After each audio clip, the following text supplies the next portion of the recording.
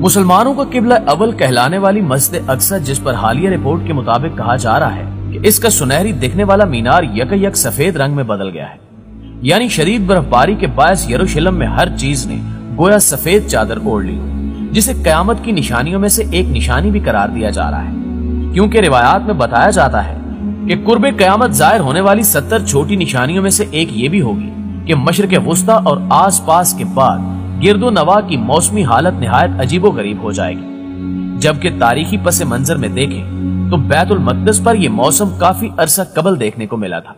لیکن اب دوبارہ اچانک سے وہاں کی شدید برف باری اس طرف اشارہ کر رہی ہے کہ ضرور یہ معاملہ کسی ایسے سلسلے کی کڑی لگتا ہے جو قیامت سے متعلق بہت پہلے بیان کیا جا چکا ہو۔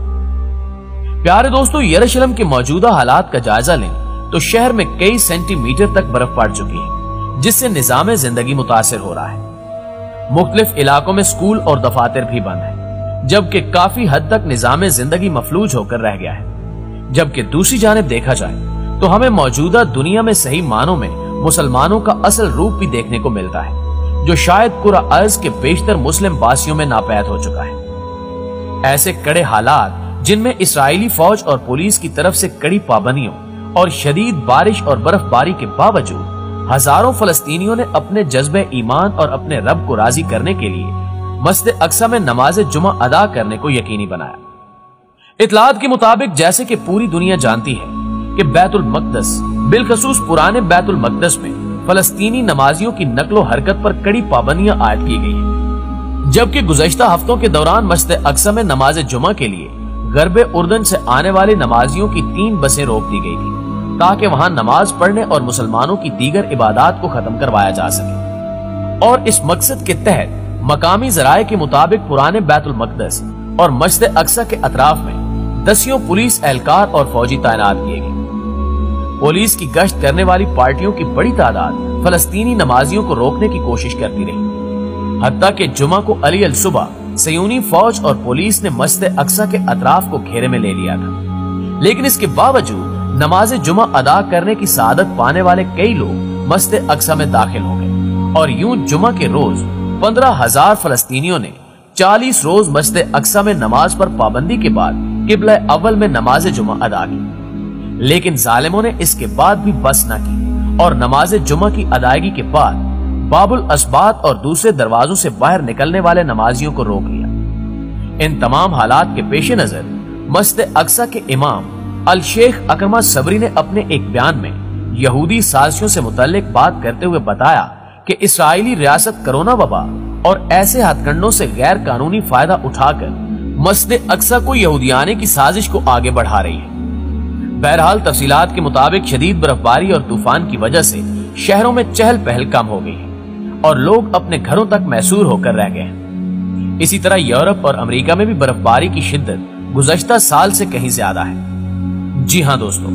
کہا جا رہا ہے کہ امریکی ریاست ٹیکساس میں آنے والے طوفان کو تاریخ کا بدترین برفانی طوفان قرار دیا جا رہا ہے، جبکہ 3 روز سے ریاست میں بجلی بھی منقطع ہے اور برفانی طوفان سے مرنے والوں کی تعداد 70 ہو گئی ہے۔ پینے کے صاف پانی کا بحران شدت اختیار کر چکا ہے اور متاثرہ علاقوں میں کھانے پینے کی اشیاء بھی تقسیم کی گئی۔ اس کے علاوہ بھی کہا جا رہا ہے کہ شام، لبنان اور اردن میں بھی برفانی طوفان نے تباہی مچا دی ہے، جبکہ دمشق کے چند علاقوں میں 15 سینٹی میٹر سے زائد برفباری ریکارڈ کی گئی ہے۔ معزز دوستو، بلا شبہ ہر ممکنات کے صحیح ذہنوں میں ایسے موسم کا ذمہ دار ہارپ جیسی ٹیکنالوجی کو بھی قرار دیا جا رہا ہے، جس نے مشرق وسطی سمیت امریکہ، شام اور یونان میں معمول کے مطابق موسم کو ایک خوفناک حالت میں بدل دیا ہے۔ اور ایسے حالات دیکھ کر کئی ذہنوں میں یہ سوال بھی پیدا ہوتا ہے کہ ایسا کیسے ممکن ہو سکتا ہے،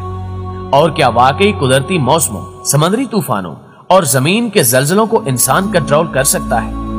اگر ہاں تو یہ کیسے ممکن ہے اور اس کے پیچھے اصل مقاصد کیا ہو سکتے ہیں؟ تو دوستو، اس کا جواب ہے کہ جی ہاں، بالکل یہ سب ممکن ہے۔ امریکی ریاست الاسکا سے 200 میل کے فاصلے پر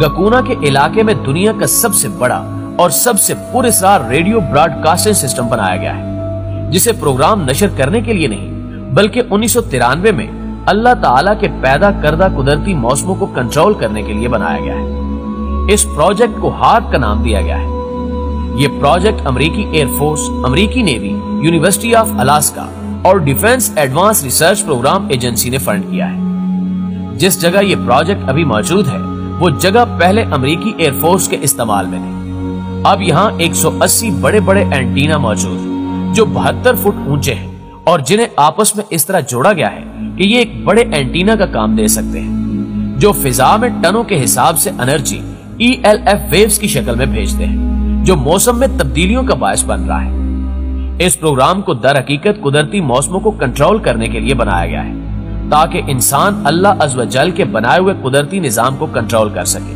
और अपने मकासद के लिए बतौर हथियार इस्तेमाल कर सके। जहां चाहे बारिशें बरसा सके और जहां चाहे तूफान और जलजलों की बारिश कर दे, यहां तक कि पत्थरों की बारिश भी कर दे। जहां चाहे दर्जा हरारत आग की तरह बढ़ा दे, या जिस तरह बैतुल मक़दस और अमरीकी रियासतों का हाल है इसी तरह हर शय मुंजमद कर दे। यानी ये बात भी किसी हद तक मुमकिन है,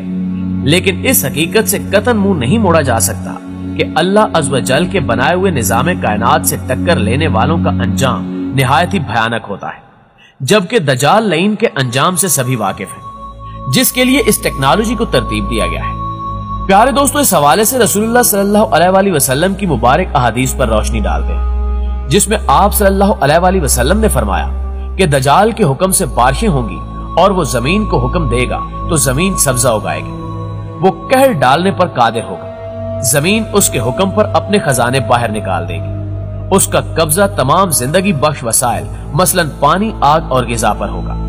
इसके पास बेतहाशा दौलत और जमीन के खजाने होंगे। इसकी दस्तरस तमाम कुदरती वसाइल पर होगी, मसलन बारिश, फसलें, कहर और खुशहाली वगैरह। हम अगर इस अहादीस मुबारका पर गौर करें तो ये बात समझ आती है कि दजाल खुदाई मौसमों पर कंट्रोल रखता होगा, जिसके बायस वो लोगों को गुमराह करेगा। इससे जाहिर होता है कि हार्प नामी ये प्रोजेक्ट दजाल के लिए ही बनाया जा रहा है, जिसे आलमी खुफिया तंजीमों की जानिब से खुफिया तौर पर दजाल के लिए तैयार किया गया है। और ये लोग काफी हद तक कामयाब भी हो चुके हैं और बहुत हद तक मुमकिन है कि दुनिया में कई मौसम ऐसे हों जो मसनूई तौर पर मौजूद हों। लेकिन बिलाशुबा जिस तरह एक पत्ता भी अल्लाह की मर्जी के बगैर हिलने से कासिर है, इसी तरह हार्प जैसी टेक्नोलॉजी भी उस वक्त तक काम नहीं कर सकती जब तक अल्लाह की मंशा और रजा उसमें शामिल ना हो, क्योंकि अल्लाह अज़्ज़ व जल ने ऐसों को क़यामत तक के लिए मोहलत दी हुई है कि वो जो चाहे करें। यही वजह है कि शैतानी और दजाली पैरोकार अल्लाह के निजाम से भी टक्कर लेने की हिम्मत और जुर्रत कर रहे हैं।